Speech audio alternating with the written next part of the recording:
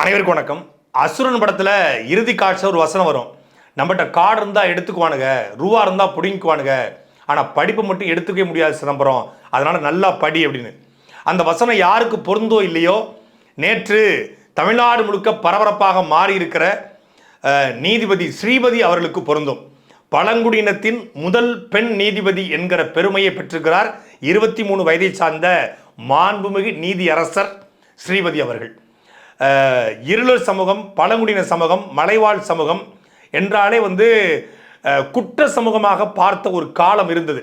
ஜெய்பீம் படம் பார்த்த எல்லாருக்கும் தெரிஞ்சிருக்கும் எந்த அளவுக்கு அவங்க குற்ற சமூகமாக மாற்றப்படுறாங்க. அவங்க குற்றவாளிகள் கிடையாது.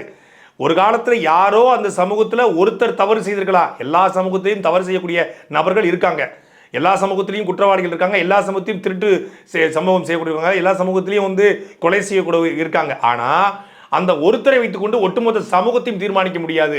ஆனால் இன்றைக்கு குற்ற பரம்பரை என்ற சட்டம் ரத்து செய்யப்பட்ட பிறகும் கூட இன்றைக்கு வரைக்கும் குற்ற பரம்பரையாக குற்ற சமூகமாக கருதப்படுவது இருளர் பழங்குடியின சமூகம், மலைவாழ் மக்கள். அப்படி ஒரு சமூகத்தில் பிறந்து இன்றைக்கு தமிழ்நாடு முழுமைக்கு உள்ள மக்கள்கிட்ட, ஏன் தமிழ்நாடு முதலமைச்சர் தொடங்கி பல்வேறு அரசியல் கட்சியுடைய ஆளுமைகள் பாராட்டுகிற இடத்திற்கு வந்திருக்கிறார் ஸ்ரீபதி என்கிற இளம் நீதிபதி. அந்த அசுரன் படத்து வசனத்தை சொல்வது போலவே அவங்க வாழ்க்கையில் நடந்திருக்கு. திருவண்ணாமலை மாவட்டம் ஜவ்வாது மலை பக்கத்தில் அவங்களுடைய சொந்த ஊர்.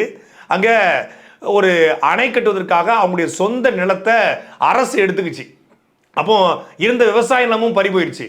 விவசாய நிலையம் பறி போடுறோடனே திருப்பத்தூர் பக்கத்தில் இருக்கக்கூடிய ஏலகிரி மலைக்கு அவங்க குடும்பத்தோடு வந்திருக்காங்க. அப்போ ஸ்ரீபதி சின்ன குழந்தை.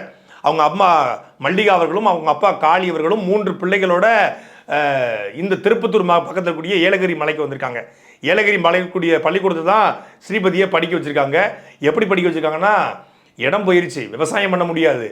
அங்கே இருக்கக்கூடிய ஹோட்டலில் 2 பேரும், அப்பா அம்மா 2 பேரும் வேலை பார்த்து 10 பாத்திரம் கழுவி இலைகளை எடுத்து போட்டு சமையலுக்கு ஒத்தாசையாக இருந்து அப்படி வந்த காசில் 3 பிள்ளைகளையும் படிக்க வச்சுருக்காங்க.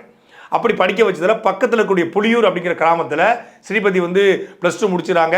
+2 முடித்து சென்னை அம்பேத்கர் சட்டக்கல்லூரியில் அவங்க சட்டம் படிக்கிறாங்க.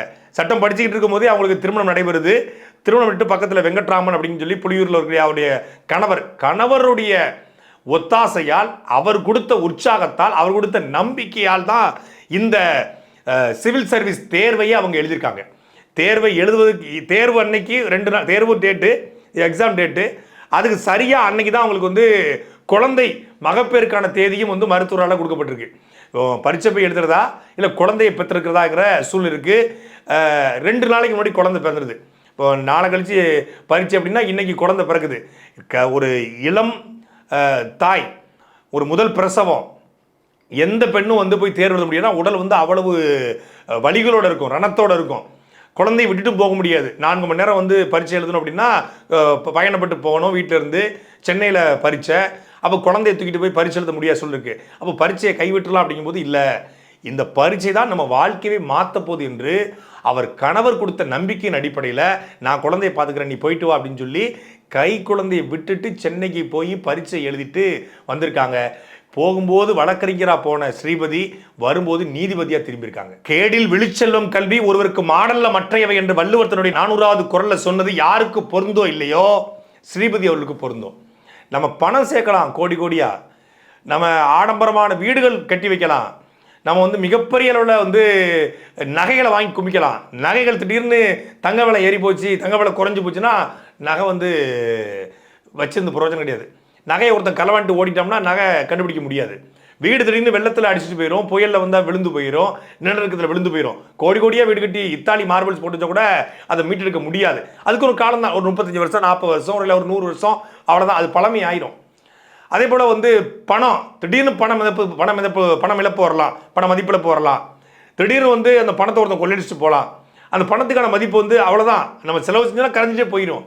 ஆனால் ஒருவனுடைய செல்வத்தை அழிக்கவே முடியாத ஒரே செல்வம் கல்வி செல்வம் தான். அந்த செல்வத்தை அடைந்த யாரையும் யாராலும் வீழ்த்த முடியாது அப்படிங்கிறதா வள்ளுவர் சொல்றாரு. அது ஸ்ரீபதி மூலமாக ஒட்டுமொத்தமான பழங்குடியின மக்கள், இருளர் சமூக மக்களுடைய தலையெழுத்தே மாறும் என்பதுதான் நம்பிக்கை.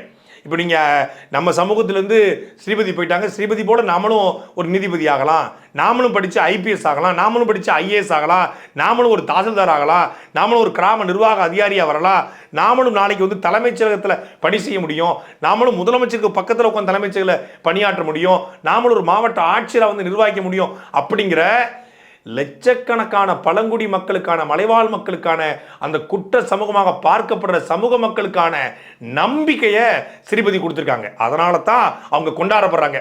எத்தனையோ பெண்கள் இந்த 75 ஆண்டுகால சுதந்திர இந்தியாவில் சாதிச்சிருக்காங்க. கல்பனா சாவ்லா விண்வெளிக்கு போயிட்டு வந்துட்டாங்க.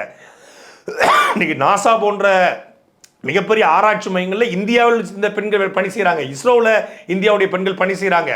ஆனால் அந்த சாதனையெல்லாம் வந்து ஒரு பிற்படுத்தப்பட்ட சமூகம், ஒரு உயர்ந்த சமூகம், அவங்க பணி செய்வது என்பது வேறு. ஆனால் முழுக்க முழுக்க கல்வி மறுக்கப்பட்ட, பொருளாதாரம் மறுக்கப்பட்ட, பேருந்து கூட இல்லாத, ஏன் சொல்ல போனால் கழிவறை இல்லாத, மருத்துவ வசதி இல்லாத, பள்ளிக்கூடங்கள் இல்லாத ஒரு மலைவாழ் கிராமத்தில் இருந்து வாழ்க்கை முழுக்க கஷ்டப்பட்டு நீ வந்து இந்த குறிப்பிட்ட சமூகம், நீ இந்த சாதி என்று தீண்டாமை பார்க்கப்படுகிற, இழிவுபடுத்தப்படுகிற, அவங்க வெளியே போய் இன்னும் சாதின்னு சொன்னாலே நீயா உங்க கும்பலை பிள்ளை அப்படின்னு சொல்லி இந்த ஜெய்பீம் படத்தை வந்து ஒரு விடுதலையே வெளியே வருவான். நீ என்ன இருக்க வன்னியர், நீ இந்த பக்கம் போ, நீ என்ன இருக்க நாடார், இந்த பக்கம் போ, நீ யார் தேவர், இந்த பக்கம் போ, நீ யார் ஐயா இந்த இருள் இருக்கீங்க, நீ இந்த பக்கம் வா அப்படின்னு ஜெயில் வாசல்லே உட்காந்து இருக்கிற கேசையெல்லாம் போட்டு உள்ளத்தில் இருக்கிற நடைமுறை இன்னைக்கு வரைக்கும் பல இடங்கள் இருக்கு. இன்னைக்கு வரைக்கும் இருள் என்பதற்காகவே வந்து புறக்கணிக்கப்பட்டு இருக்காங்க. மலைவாழ் மக்கள் என்பதற்காகவே எங்களுக்கு என்ன சாதி சான்றிதழ் கூட கிடைக்கலையே, எஸ்டின்னு சாதிச்சானது கேட்குறான், தர முடியாதுன்னு சொல்லி அரசாங்கம் புறக்கணிது.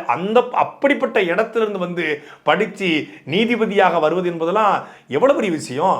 ஆனால் இதில் என்ன மிக முக்கியமாக நம்ம ஸ்ரீபதி அவர்கிட்ட எதிர்பார்க்குறோம் அப்படின்னா, அதே அசுரன் படத்தை சொல்வது போல, உனக்கு நீ படித்து வந்துரு, ஆனால் உனக்கு அவனுக்கு செஞ்சதை நீ அவனுக்கு செய்யாத, நீ அதுதான் நமக்கு வந்து தீர்வாக இருக்கும். இப்போ ஸ்ரீபதி அவர்கள் படித்து மேலே வரும்போது அந்த சமூகத்தை சார்ந்தவர்கள் நாளைக்கு குற்றவாளியாகவோ இல்லை குற்றம் சாட்டப்பட்ட நபராக வந்தாவோ அதில் உண்மைத்தன்மையை பார்த்து விட்டு, அந்த சமூகத்துக்கு மட்டும் இல்லை எல்லா சமூகத்துக்கும் ஒரு நேர்மையான நீதிபதியாக இன்னைக்கு தமிழ்நாட்டில் ஆனந்த் வெங்கடேஷ்ங்கிற ஒரு நீதிபதி இருக்காரு. அந்த நீதிபதியால் தமிழ்நாட்டு அரசியலில் மிகப்பெரிய மாற்றத்தை கொண்டு வர அளவுக்கு ஒரு ஆளுங்கட்சி, அந்த ஆளுங்கட்சியினுடைய அமைச்சர்மார்களுடைய வழக்கு முழுமையாக முடித்து வைக்கப்படுகிறது. அந்த வழக்கை ஜூமோட்டோவாக எடுத்து விசாரித்து அவங்க குற்றவாளிகள் என்பதை நிரூபிக்கிற அளவுக்கு கொண்டு போறாரு. அதே போல பொன்முடி வழக்கில் தீர்ப்பு சொன்ன நீதிபதி அவர்கள், இன்னைக்கு செந்தில் பாலாஜியுடைய பிணையை மறுக்கிற நீதிபதி அவர்கள், இப்படி எத்தனையோ மாண்புமிகு நேர்மைமிகு நீதிபதிகள் இருக்காங்க. நாட்டில் அரசியல்வாதிகள் தவறு செய்யலாம், ஒரு ஒரு ஆட்சியாளர் தவறு செய்யலாம், ஒரு ஐபிஎஸ் அதிகாரியோட தவறு செய்யப்படலாம், ஆனால் நீதிபதி தவறு செய்யக்கூடாது. நீதிபதி தான் இருக்கிறதுலே உச்சபட்ச நம்பிக்கையாக, கடைசி நம்பிக்கையாக, இறுதி ஆயுதமாக இருக்குது சட்டமும் நீதியும். அந்த நீதி தவறளிக்கும் பொழுது எல்லாமே தவறாக போயிடுது. ஏன்னா 1000 குற்றவாளிகள் தப்பிக்கப்படலாம், ஆனால் ஒரு நிரபராதி கூட தண்டிக்கப்படக்கூடாது என்பதுதான் இந்தியாவுடைய சட்டம் சொல்கிறது. அதான் எழுதப்படாத விதி. அப்படி ஒரு நிரபராதி கூட தண்டிக்கப்படாமல் ஸ்ரீபதி அவர்கள் தன்னுடைய நேர்மையை, அந்த நீதி தேவதையாக இருந்து ஒரு மலைவாழ் மக்களுடைய தாயி அப்படின்னு சொல்கிற அளவுக்கு அவங்க வாழ்ந்து காட்டணும் என்று நம்ம எல்லாரும் விரும்புகிறோம். அவர்களுக்கு ஒரு சாதாரண குடும்பத்தில் பிறந்து நிலம் எடுக்கப்பட்டு படிக்க வழி இல்லாமல் ஹோட்டலில் வேலை பார்த்து கூலி வேலைக்கு போய் அதில் சேர்த்த காசில் படித்து, அதுவும் தமிழ் வழியில் படித்து, அதில் ரொம்ப ரொம்ப முக்கியமானது தமிழ் வழியில் படித்து அதில் மேலேறி வந்திருக்காங்க ஸ்ரீபதி அவர்களுக்கு நம்முடைய வாழ்த்துக்களும் பாராட்டுகளும். அவர்களைப் போல ஒடுக்கப்பட்டு தாழ்த்தப்பட்டு பிற்படுத்தப்பட்டு கிடக்கிற எல்லோருக்குமான தீர்வாக இந்த ஸ்ரீபதியுடைய வெற்றி இருக்கணும்.